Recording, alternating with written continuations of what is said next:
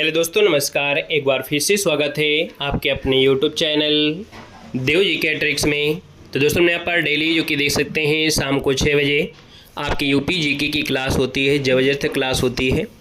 और अभी यहाँ पर 2-4 दिनों से आपकी टेक्निकल इशू की वजह से, है ना, एआई की समस्या की वजह से आपकी जो यूट्यूब में रिकॉर्डेड क्लासें थी, है ना, या अपलोडेड क्लासें थी, यूपी जो करा रहे थे उनमें बड़ी समस्या आ रही थी। वॉइस चेंजर हो जा रहा था, है ना, इसलिए समस्या आ रही थी। तो इसलिए वो क्लासें अभी तक आपकी बंद थी और ये समस्या लगभग आपकी सॉल्व हो चुकी है ना। तो अब आपको क्लास से डेली जुड़ना है।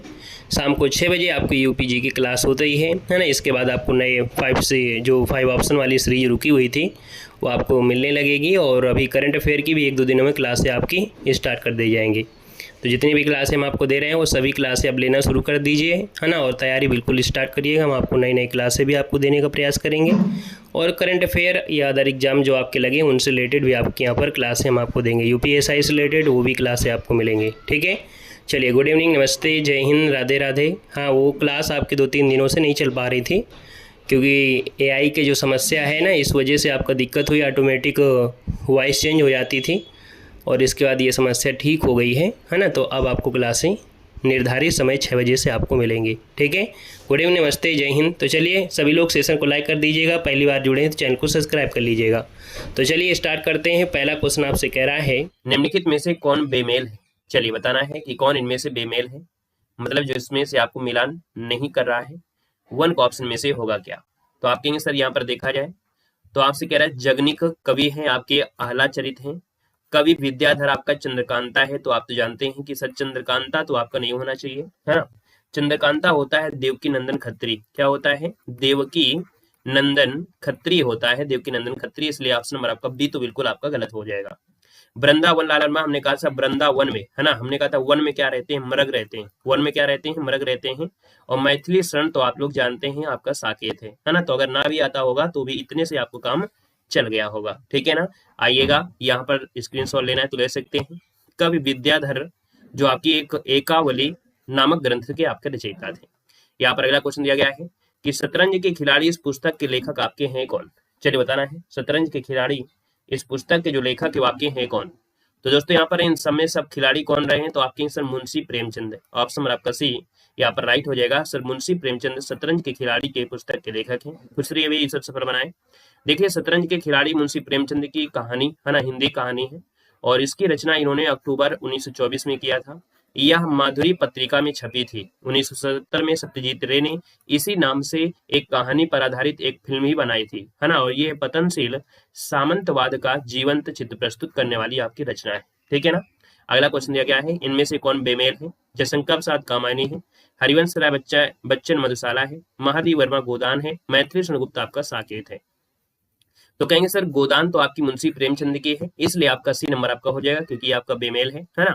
आप कहेंगे सर यहाँ पर गोदान जो आपकी है वो किसकी है, मुंशी प्रेमचंद की है। बाकी यहाँ पर देख सकते हैं जयशंकर प्रसाद की प्रमुख रचना में कामायनी, झरना, आंसू, लहर हो जाएगा। हरिवंश राय बच्चन की मधुशाला, मधुबाला, है ना, मधुकलश, शतरंगिनी। मैथिली शरण गुप्त में देखिए साकेत है, पंचवटी है, यशोधरा है। महादेव वर्मा की रचनाओं में यामा, परिक्रमा, निहार, ये आपका हो गया। मुंशी प्रेमचंद में गोदान, गबन, सेवा सदन, निर्मला, ये सब आपके आते हैं, ठीक है ना। अगला क्वेश्चन आपसे कह रहा है कि सर प्रसिद्ध कवि जयसी द्वारा रचित इनमें से काव्य कौन है। जयसी के द्वारा प्रसिद्ध जो आपका काव्य है इनमें से कौन है, तो आप कहेंगे सर पद्मावत हो जाएगा क्योंकि यहाँ पर काव्य की बात कर रहा है। तो आपका आंसर ये हो जाएगा पद्मावत हो जाएगा। देखिए, पद्मावत की बात करते हैं तो मलिक मोहम्मद जयसी होगा। अभिज्ञान शकुंतलम, मेघदूतम के आपकी कालिदास हो जाएंगे। विनय पत्रिका की आपके तुलसीदास हो जाएंगे। अगला क्वेश्चन दिया गया है और आपसे कह रहा है sir bureau of Uttar Pradesh द्वारा कृषि से संबंधित सूचनाओं के लिए कौन सी पत्रिका प्रकाशित की जाती है। Good evening, Radhe Radhe, good evening. हमने कहा ब्यूरो ऑफ उत्तर प्रदेश द्वारा कृषि से संबंधित सूचनाओं के लिए कौन सी पत्रिका प्रकाशित की जाती है। इस पत्रिका का नाम है, याद रखिएगा, कृषि और पशुपालन, है ना। याद रखिएगा कौन सी पत्रिका प्रकाशित की जाती है। तो आपका आंसर यहाँ पर हो जाएगा सी number, bureau of Uttar Pradesh द्वारा, है ना, जो कि कृषि पशुपालन जो ऑप्शन दिया गया है यहाँ पर सी नंबर इसका राइट हो जाएगा कि कृषि और पशुपालन पत्रिका प्रकाशित की जाती है। इसका जो प्रकाशन है 2017 से किया जा रहा है।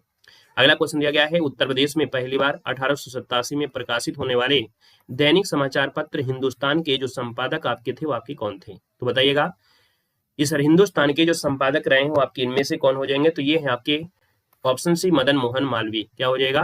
कहेंगे सर उत्तर प्रदेश में जो 1887 में प्रकाशित होने वाला दैनिक समाचार था, हिंदुस्तान के जो संपादक रहे हैं मदन मोहन मालवीय थे।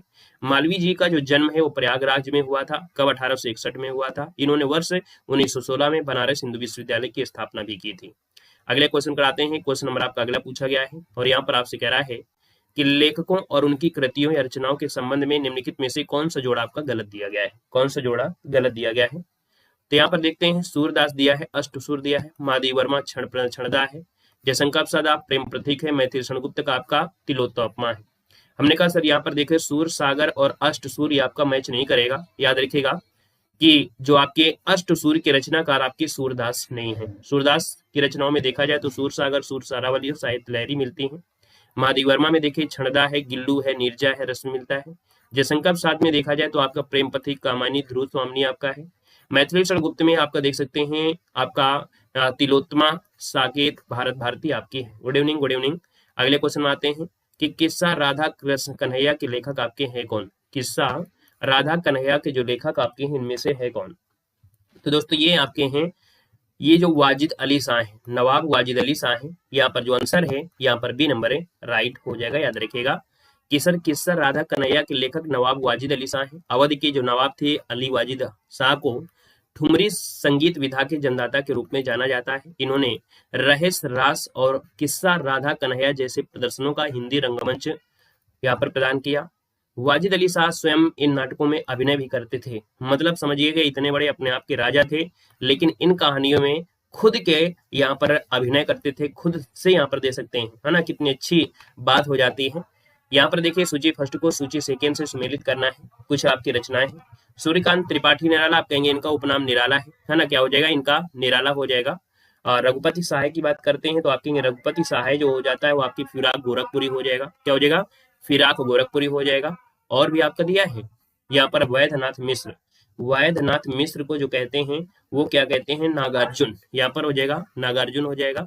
और कहां पर चला गया, एक मिनट, वैद्यनाथ मिश्र, वैद्यनाथ जो आपका मिश्र है वो आपका नागार्जुन यहाँ पर जाएगा। और धनपत राय की अगर बात कर लेते हैं तो धनपत राय क्या हो जाएगा? बच्चा हुआ आपका मुंशी प्रेमचंद, ये आपका हो जाएगा। तो स्क्रीनशॉट लेना है, ले सकते हैं। आदि लोक प्रसिद्ध पत्रिका कल्याण प्रकाशित होती थी। ये हमेशा से क्वेश्चन 5 ऑप्शन के साथ पूछा भी गया है। यहाँ पर देखा जाए तो जो कल्याण पत्रिका है वो आपकी गोरखपुर से प्रकाशित होती थी। ऑप्शन आपका सी यहाँ पर राइट हो जाएगा।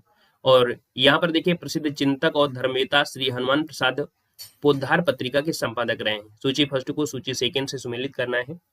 यहाँ पर देखा जाए तो आपके जैसे आपकी मुंशी ईसा अल्लाह खां है ना, मुंशी ईसा अल्लाह खां हैं, तो इनके द्वारा रचित आपकी चीजों को दिया गया है ना। बाबू देवकीनंदन खत्री हैं, प्रताप नारायण मिश्र है, जयशंकर प्रसाद दिए गए हैं, है ना। ये आपको मिलान करना है। तो चलिए देख लेते हैं मिलान करके क्या बनेगा। मुंशी ईसा अल्लाह खां की बात करते हैं तो उदय भानचरित क्या हो जाएगा? उदय भानचरित हो जाएगा। यहाँ पर 4 हो जाएगा। बाबू देवकीनंदन खत्री है। काजर, जो काजर की कोठरी है चंद्रकांता है, काजर की कोठरी और चंद्रकांता यहाँ पर 2 हो जाएगा। प्रताप नारायण मिश्र की बात करते हैं, हठी हमीर हो जाएगा, 1 हो जाएगा। और जयशंकर प्रसाद का जो आपका बनेगा वो आपका कंकाल, कामायनी, तितली, रावधी ये सब होता है तो इसका 2 हो जाएगा। तो यहाँ पर अगर हम बोले कि सर क्या ऑप्शन आप 2 हो जाएगा, कुछ गड़बड़ हो गया क्या? बाबू देवकीनंदन काजर की, अच्छा यहाँ पर 3 हो जाएगा। यहाँ पर आपका 3 हो जाएगा, यहाँ पर आपका 1 हो जाएगा, यहाँ पर आपका 2 हो जाएगा, है ना। तो 4 3 1 2 आपका बनेगा, 4 3 1 2 बनेगा। देखिएगा ऑप्शन आपको मिल जाएगा और स्क्रीनशॉट इनमें से आप लोग ले लीजिएगा। नेक्स्ट क्वेश्चन दिया गया है, इनमें से उत्तर प्रदेश में आपका नहीं है। देखिए उत्तर प्रदेश में क्या नहीं है, तो देखिए उत्तर प्रदेश में विश्वनाथ मंदिर है, उत्तर प्रदेश में 80 घाट है, आगरा का किला है, विक्टोरिया मेमोरियल नहीं है।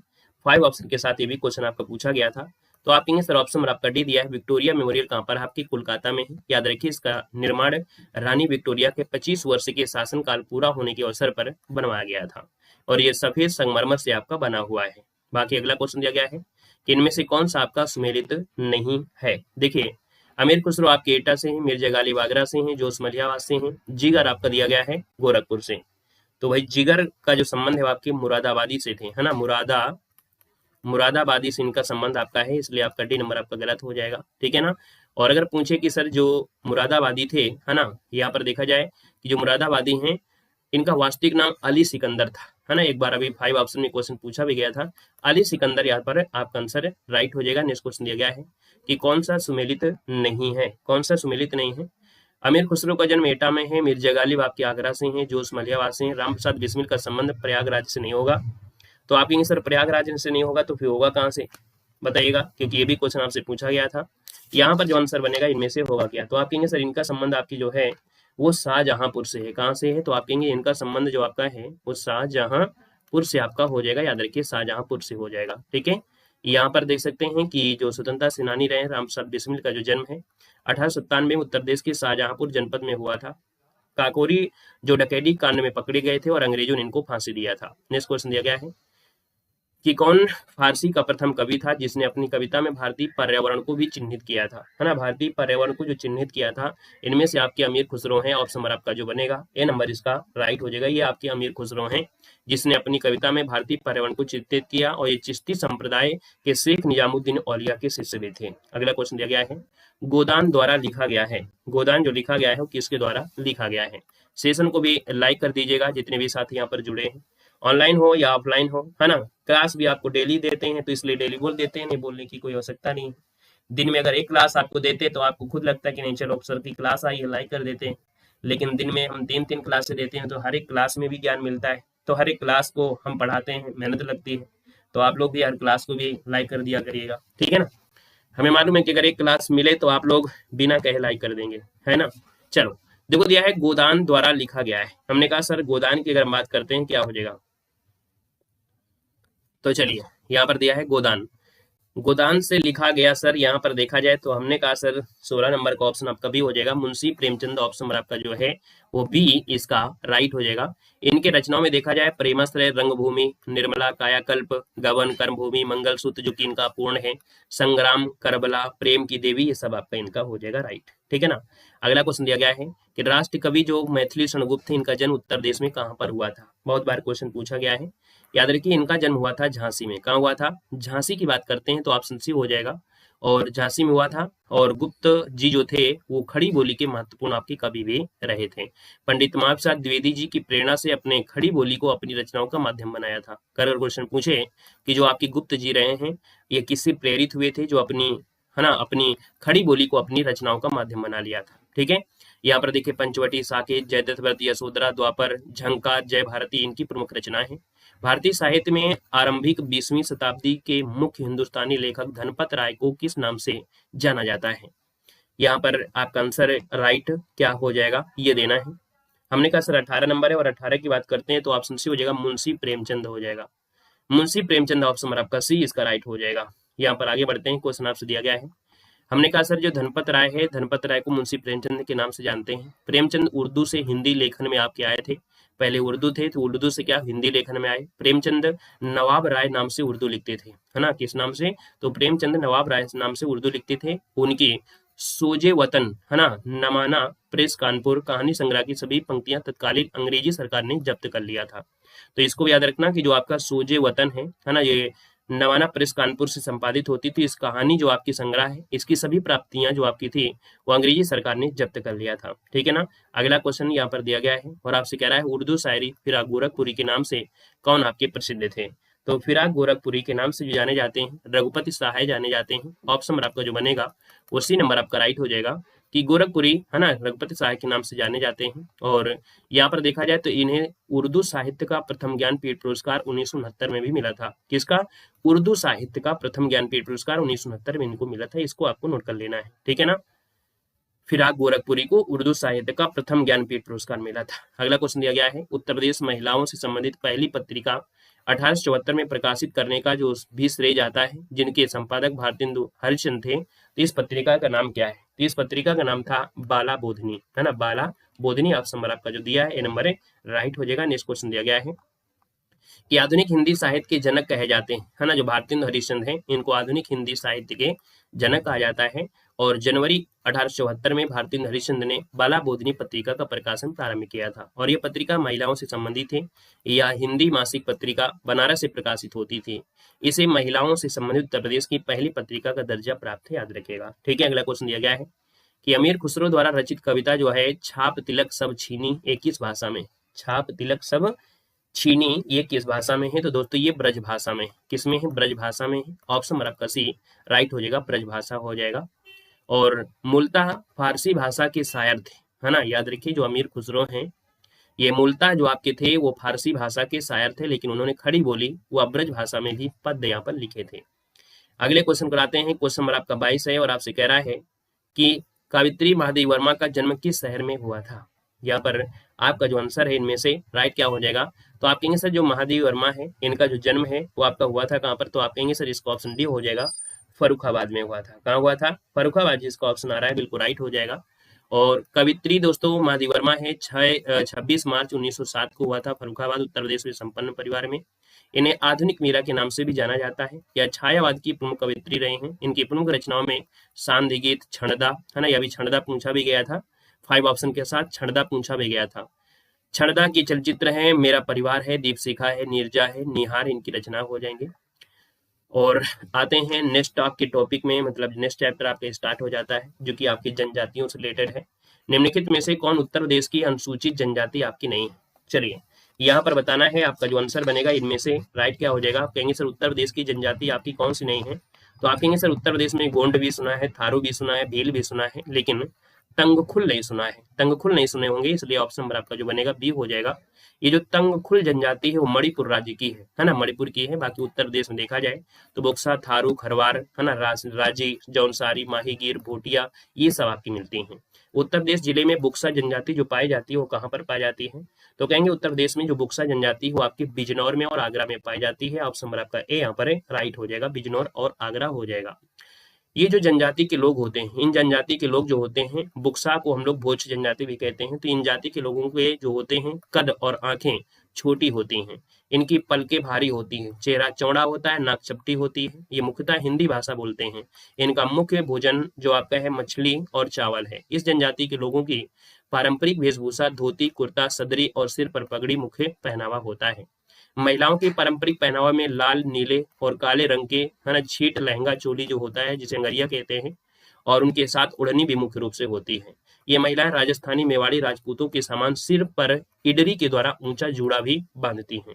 तो ये जो आपकी जानकारी थी वो किसकी थी? तो पूरी आपकी बोक्सा, जिसको भोज कहते हैं। अगर ऐसे मिलते हैं तो आप समझ जाएगा कि ये जनजाति कौन सी है, भोक्सा या भोज जनजाति है जो ये सब पहनावा आपकी करती है। उत्तर प्रदेश में कौन सी जनजाति जो सबसे लोकप्रिय है? सबसे लोकप्रिय की अगर हम बात कर लेते हैं तो आप कहेंगे सर यहाँ पर देखा जाए जो आपकी थारू जनजाति है वो सबसे लोकप्रिय है। और जो थारू जनजाति उत्तर प्रदेश की सबसे लोकप्रिय है, जो तराई क्षेत्र जैसे सिद्धार्थ नगर है, बलरामपुर है, श्रावस्ती है, उत्तरी भागों में निवास करती है, ये किरात वंश से संबंधित है। क्वेश्चन पूछेगा कि जो थारू जनजाति है कौन से वंश से संबंधित है? आप कहेंगे किरात वंश से संबंधित है। ये लोग कद में छोटे और चौड़ी मुखाकृति वाले पीले रंग के आपके होते हैं। पारंपरिक रूप से पुरुष धोती पहनते हैं, बड़ी चोटी रखते हैं, जो कि हिंदुत्व का प्रतीक मानते हैं। प्रदेश के गोंड और खरवार के बाद तीसरी सर्वाधिक आबादी जो आपकी देखने को मिलती है वो आपकी यही देखने को मिलती है। उत्तर प्रदेश में से यूपी के किस जिले में अगरिया जनजाति का निवास स्थान है? अगरिया जो जनजाति है इसका निवास स्थान मिलता है सोनभद्र। याद रखिए जो सबसे ज्यादा जो जनजातियां हैं सोनभद्र में है। याद रखिए अगरिया, बैगा, भुइया अनुसूचित जनजाति मुख्य रूप से उत्तर प्रदेश के सोनभद्र जिले में निवास करती है। अगरिया भारत के में मध्य प्रदेश और उत्तर प्रदेश राज्यों में एक समुदाय है। अगरिया भाषा के साथ साथ हिंदी, छत्तीसगढ़ी भाषा भी बोलते हैं। राम राम भाई, राम राम। जनजाति नृत्य सोरा नृत्य उत्तर प्रदेश के किस जिले से संबंधित है? जो आपका सोरा नृत्य है ये कहाँ से आपका संबंधित है? तो याद रखिए ललितपुर से संबंधित है। ऑप्शन नंबर आपका बी हो जाएगा कि जनजाति नृत्य जो है सोरा नृत्य है उत्तर प्रदेश के ललितपुर जिले संबंधित है। और ये नृत्य फसल कटाई के दौरान खुशी मनाने के लिए किया जाता है। उत्तर प्रदेश के अन्य लोक नृत्य में निम्नलिखित में से कौन सी जनजाति है उत्तर प्रदेश और उत्तराखंड से संबंधित है? तो भाई उत्तर प्रदेश से है तो उत्तराखंड होगा, ये आपकी थारू जनजाति होगी। ऑप्शन नंबर आपका बी नंबर इसका राइट हो जाएगा। ये उत्तराखंड के नैनीताल तथा ऊधम सिंह नगर जिले में भी पाई जाती है। ये जनजातियां उत्तर प्रदेश के तराई क्षेत्रों में आपकी पाई जाती हैं। ये हिंदू धर्म को मानते हैं और ये भारूपी भाषा परिवार में भारतीय ईरानी समूह के अंतर्गत आने वाली भारतीय आर्य उपसमूहों की भाषा बोलते हैं। याद रखिएगा 2003 में, इसको नोट करिएगा, 2003 में 10 जनजाति को शामिल किया गया था। क्वेश्चन पूछे कि यूपी में 2000 है ना 10 जनजातियों को शामिल किया गया था 2003 में, है ना। तो दोस्तों भील जनजाति के लोग गुजरात में, मध्य प्रदेश, छत्तीसगढ़, महाराष्ट्र और राजस्थान में पाए जाते हैं। मुंडा जनजाति के लोग झारखंड, बिहार, बंगाल, उड़ीसा में पाए जाते हैं। तभी कहते हैं ना जो भील जनजाति वो सबसे ज्यादा है ना, सबसे ज्यादा भील जनजाति है क्योंकि ये महाराष्ट्र, गुजरात, छत्तीसगढ़, महाराष्ट्र, राजस्थान यहाँ पर पाए जाते हैं। अगले क्वेश्चन कराते हैं। क्वेश्चन दिया गया है, कह रहा है सर निम्नलिखित में से कौन सी अनुसूचित जनजाति है उत्तर प्रदेश के वाराणसी जिले में आपके नहीं पाई जाती है? बहुत सही, हमने कहा सर वाराणसी जिले में नहीं पाई जाती है। 8 नंबर दिया है, 8 नंबर का जो ऑप्शन बनेगा इनमें से राइट क्या हो जाएगा? तो आप कहेंगे सर यहाँ पर देखा जाए तो आपका आंसर हो जाएगा कौन? यहाँ पर देखो चेरो भी है, आपकी गोंड भी है, आपकी खरवार है, लेकिन जो सहरिया जनजाति है वो आपकी वाराणसी जिले में आपकी नहीं पाई जाती है। आपको बताया था कि जो सहरिया जनजाति है वो ललितपुर जिले में पाई जाती है, इसको याद रखना, जो सहरिया जनजाति है वो ललितपुर जिले में पाई जाती है।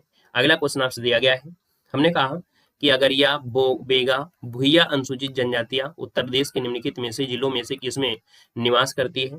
अभी अभी हमने आपको बताया था कि ये सोनभद्र में है, जो आपकी भुइया है या अगरिया है वो आपकी सोनभद्र मिलेगी। ऑप्शन नंबर आपका सी यहाँ पर राइट हो जाएगा। यहाँ पर खरीवार जैसे आपके दी गई। अगला क्वेश्चन है, उत्तर प्रदेश और उत्तराखंड राज्यों में निम्नलिखित जनजातियों में से किसमें युवा ग्रह प्रथा प्रचलित है? युवा ग्रह प्रथा प्रचलित है, या सी कह रहा है। तो 10 नंबर का जो ऑप्शन है वो आपका डी हो जाएगा, आपका भोटिया जनजाति आपकी क्या है? भोटिया जनजाति है। याद रखिएगा उत्तर प्रदेश उत्तराखंड राज्य की जो भोटिया जनजातियों में से युवा ग्रह प्रचलित है, जिसे रंग बंग भी कहा जाता है। उत्तर प्रदेश के निम्नलिखित जिलों में से कहाँ अनुसूचित जातियों की जनसंख्या सर्वाधिक है? अनुसूचित जाति की जो संख्या है वो सर्वाधिक है। हमने कहा था अनुसूचित जाति मतलब एससी होता है, और एससी सबसे ज्यादा कहाँ पर है? तो आपकी सीतापुर में है। ऑप्शन नंबर आपका बी इसका राइट हो जाएगा। यहाँ पर दिया गया है कि 2011 के अनुसार अनुसूचित जातियों की सर्वाधिक जनसंख्या वाले प्रदेश के 3 जिलों में से देखो आपको दिया गया है सीतापुर, फिर प्रयागराज है ना, हरदोई, ये आपके आते हैं। और अनुसूचित जाति की प्रतिशतता के हिसाब से देखा कौशाम्बी, सीतापुर आपके हैं। ये डाटा में ज्यादा ना ध्यान दीजिएगा, अगले डाटा में ध्यान दीजिए। उत्तर प्रदेश की तराई क्षेत्र में निम्नलिखित में से कौन सी अनुसूचित जनजाति पाई जाती है? आप कहेंगे सर 12 नंबर का ऑप्शन नंबर आपका हो जाएगा, ये जो आपका तराई क्षेत्र है, तराई क्षेत्र में आपकी बुक्सा जनजाति जो आपकी है वो आपका ए नंबर हो जाएगा, क्योंकि तराई क्षेत्र में दिया है तो आपकी बुक्सा जनजाति इसका आंसर राइट हो जाएगा। यहाँ पर अगला क्वेश्चन आपसे दिया गया है कि सर बुक्सा जनजाति लोग तराई क्षेत्र में बिजनौर जैसे आपका है आगरा जिले में आपका हो जाएगा, ठीक है ना। और अगला क्वेश्चन आपसे दिया गया है और आपसे कह रहा है, यहाँ पर दिया गया है, कह रहे सर उत्तराखंड के अलग हो जाने के पश्चात उत्तर प्रदेश में कौन सी जनजातियां आपकी रहती हैं? तो यहाँ पर देखा जाए तो आपकी जनजातियों में देखा जाए तो आपसे कह रहा है सर यहाँ पर थारू जनजाति रहती है ना, और कौन सी आपकी बुक्सा जनजाति। दो ही तो आपको मिली थी, बुक्सा और थारू। इसका मतलब ऑप्शन नंबर आपका क्या हो जाएगा? डी नंबर इसका राइट हो जाएगा, डी नंबर आपका बन जाएगा। और अगले क्वेश्चन का देखो, जनसंख्या की दृष्टि से राज्य की सबसे बड़ी जनजाति कौन है? आपकी थारू हो जाएगी। अगला है निम्नलिखित में से कौन सी सही सुमेलित है? कौन सही सुमेलित है? तो इसमें से आपको आंसर दिख गया होगा, नकल मत करिएगा, ईमानदारी का परिचय दीजिएगा। आप कहेंगे सर ये बुक्सा जनजाति आपके बिजनौर में है, बिल्कुल ये तो आपको रट गए होंगे। ऑप्शन नंबर आपका बी इसका राइट हो जाएगा।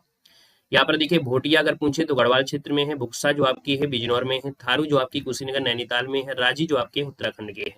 अगला क्वेश्चन दिया गया है, निम्नलिखित जनजातियों में किसकी जनसंख्या उत्तर प्रदेश में सर्वाधिक है? हमने कहा उत्तर प्रदेश में सर्वाधिक जो आपकी वो आपकी थारू की है। ऑप्शन नंबर आपका बी यहाँ पर राइट हो जाएगा। और अगले क्वेश्चन कराते हैं। क्वेश्चन दिया गया है, देखो कुल जनजातियों में इनकी जो संख्या प्रतिशत लगभग 77.4 पॉइंट आपका है, और बुक्सा जनजाति जो आपकी आती है वो दूसरे स्थान पर आती है। नेक्स्ट क्वेश्चन दिया गया है कि भारत के निम्नलिखित में से किन राज्यों में थारू जनजाति निवास करती है? जो थारू जनजाति है और ये जो निवास करती है वो आपकी कहाँ पर करती है? तो आपके देखे बताया था यूपी और उत्तराखंड में, यूपी और उत्तराखंड में था ना। तो ऑप्शन नंबर आपका क्या हो जाएगा? डी नंबर है, यहाँ पर राइट हो जाएगा, डी नंबर आपका बनेगा। यहाँ पर अगला क्वेश्चन दिया गया है कि उत्तर प्रदेश की कौन सी निम्नलिखित में से जनजाति है जो दीपावली को शोक के रूप में मनाती है? दीपावली को शोक मनाती है, तो ये आपकी थारू जनजाति है ना। ऑप्शन नंबर आपका डी हो जाएगा, थारू जनजाति है। और कहते हैं कि इस दिन अपने पूर्वजों को ये रोटी भेंट करते हैं, है ना, जो भेंट करते हैं उसको रोटी कहा जाता है। थारू जनजाति के लोग उत्तर प्रदेश के तराई क्षेत्र में 5 जिलों में मुख्य रूप से मिलेंगे, जैसे महाराजगंज, सिद्धार्थनगर, श्रावस्ती, बहराइच, लखीमपुर के उत्तरी भागों में होते हैं, और एक किरात वंश से आपके हैं, याद रखेगा। निम्नलिखित में से कौन से अनुसूचित जनजाति बिजनौर जिलों में निवास करती है? अभी अभी बताया था बिजनौर जिलों में आपकी जो माही गिर जनजाति है। ऑप्शन नंबर आपका सी इसका राइट हो जाएगा कि जो माही गिर जनजाति है इसका निवास स्थल आपका मुख्य रूप से बिजनौर जिले का नजीबाबाद क्षेत्र आपका है, और ये मुख्यतः मछुआरा जनजाति है। मत्स्य मतलब पालन ये मछली का शिकार करते हैं। माही गिर मजदूरी करने और रिक्शा चलाने जैसे कार्य भी करते हैं और इस्लाम धर्म को मानते हैं। तो याद रखिएगा जो आपकी माही गिर जनजाति है, माँ से माही और माँ से यहाँ पर इस्लाम धर्म को ये मानती है, याद रखिएगा। वहीं पर जो किरात वंश थे वो आपके थारू थे। बांदा जनपद के पाठा क्षेत्र के मुख्य निवासी जो कहलाते हैं वो होते हैं, इनको बोलते हैं खरवार। क्या बोलते हैं? बांदा जनपद में एक पाठा क्षेत्र पड़ता है, वहाँ के जो निवासी होते हैं उनको खरवार बोलते हैं। याद रखिए कि खरवार जनजाति पाई जाती है। इसके अतिरिक्त यह जनजाति देश के देवरिया, बलिया, गाजीपुर, सोनभद्र जिले में भी आपकी पाई जाती है। देखिए कोल जो आपका है करछना प्रयागराज मेजा तहसील में आपको मिलती है। कोरबा आपकी दुद्दी तहसील क्षेत्र सोनभद्र में, भील मध्य प्रदेश में, खरिया झारखंड में, खरवार आपके बांदा ये आपको मिलेगी। उत्तर प्रदेश की निम्नलिखित जनजातियों में से कौन बहुविवाह व्यवस्था को आचरित करती है? बहुविवाह व्यवस्था, तो बहुविवाह व्यवस्था है और ये जो व्यवस्था है भैया देखा जाए तो आपकी जौनसारी, कौन है? जौनसारा। जो जौनसारी जनजाति है ये बहुविवाह व्यवस्था आचरित करती है। ऑप्शन नंबर आपका ए जो आपका है यहाँ पर राइट हो जाएगा। और उत्तराखंड के पुरौला क्षेत्र में यह जनजाति पाई जाती है। यह जनजाति बहुविवाह व्यवस्था को आचरित करती है। इसके अलावा भुक्सा जनजाति में कुछ हद तक बहुविवाह और विधवा विवाह भी प्रचलित आपका है। ठीक है ना? हाँ, अगला क्वेश्चन दिया गया है कि भारत सरकार ने किस वर्ष में उत्तर प्रदेश की 10 नई आदिवासी जनजातियों को अनुसूचित जनजाति के रूप में सूचीबद्ध किया था? देखो ये क्वेश्चन अभी हमने आपको पढ़ाया भी था, है ना? ये क्वेश्चन जो आपका है अभी हमने पढ़ाया भी था। तो आप कहेंगे सर यहाँ पर देखा जाए तो ऑप्शन नंबर आपका भी हो जाएगा 2003, है ना? क्या हो जाएगा? 2003 में 10 नए आदिवासी समुदाय को, है ना, अनुसूचित जनजाति के रूप में सूचीबद्ध यहाँ पर किया था। अगला है निम्नलिखित में से कौन सी जनजाति है उत्तर प्रदेश के अधिसूचित अनुसूचित जनजाति की सूची में आपकी शामिल आपकी नहीं? तो जो आपकी 10 नई जनजातियां थी इसमें से देखा जाए तो आप कहेंगे सर यहाँ पर देखो राजी है, थारू है, बुक्सा है, जो आपकी तड़वी है, तड़वी आपकी नहीं आती है। ठीक है, तड़वी जो आपकी है इसमें नहीं आती है। देखा जाए तो 2011 के अनुसार उत्तर प्रदेश की कुल जनसंख्या में अनुसूचित जाति 0.6% है। केंद्र सरकार द्वारा 1967 में 2 जनजातियों को, है ना, और 2003 में 10 नई जनजातियों को सूचीबद्ध किया गया था। तो जो 10 आपकी मतलब जो सूचीबद्ध जनजातियों की वर्तमान में संख्या वो कितनी है? 2 है, क्योंकि भैया 67 में 2 आपकी थी और 2003 में आपकी 10 जनजातियां। तो इसमें थारू जनजाति जैसे आपकी तराई क्षेत्र आपकी है, लखीमपुर खीरी बहराइच महाराजगंज यहाँ पर रहती है। बुक्सा जो आपकी बिजनौर मिलेगी। गोंड समूह आपकी गोंड धुरियार गायक ओझा पठारी राजगोंडा में आपको जैसे ये एरिया है। खरवार आपका जो खैरवार है सोनभद्र बलिया आपका है। सहरिया ललितपुर में है। पंखा या पनिका को सोनभद्र आपका मिर्जापुर होगा। चेरो आपकी सोनभद्र मिलेगा। भुइया आपके सोनभद्र में है। पटारी सोनभद्र में, अगरिया सोनभद्र में, बैगा सोनभद्र में है और आपका परैया आपकी सोनभद्र में। हमने कहा था मैक्सिमम जो आपकी है वो आपकी सोनभद्र में ही आपको देखने को मिलती है। तो जब भी आपको कोई दिक्कत हो तो आपको सोनभद्र ही आपको आंसर लगा देना है, याद रखेगा। अगला क्वेश्चन आपके सामने है और आपसे कह रहा है कि डॉक्टर भीमराव अम्बेडकर अंतर्राष्ट्रीय खेल स्टेडियम उत्तर प्रदेश के निम्नलिखित में से किस जिले में आपके स्थित है? क्वेश्चन नंबर आपका 1 है और ये आपका जो है एक नया टॉपिक आ गया है, शिक्षा व्यवस्था शोध संस्थान और संग्रहालय, है ना। ये टॉपिक थोड़ा सा बड़ा होगा तो इस टॉपिक को हम लोग अगली क्लास में यहाँ पर पढ़ेंगे, है ना। आज की क्लास में जो आपने पढ़ा 2 टॉपिक आपने कवर कर लिया है ना। और कल हम लोग इस टॉपिक को यहाँ पर कवर करेंगे जो कि आपकी शिक्षा व्यवस्था शोध संस्थान संग्रहालय होंगे, है ना। वो अलग ही आपका होगा सिस्टम, तो उसको हम लोग अगली क्लास में यहाँ पर पढ़ लेंगे। आज के लिए इतना रखते हैं। वीडियो अच्छा लगा है लाइक कर आपकी कंप्लीट हो जाएंगी। ठीक है, मिलते हैं नए सेशन के साथ। धन्यवाद सभी को।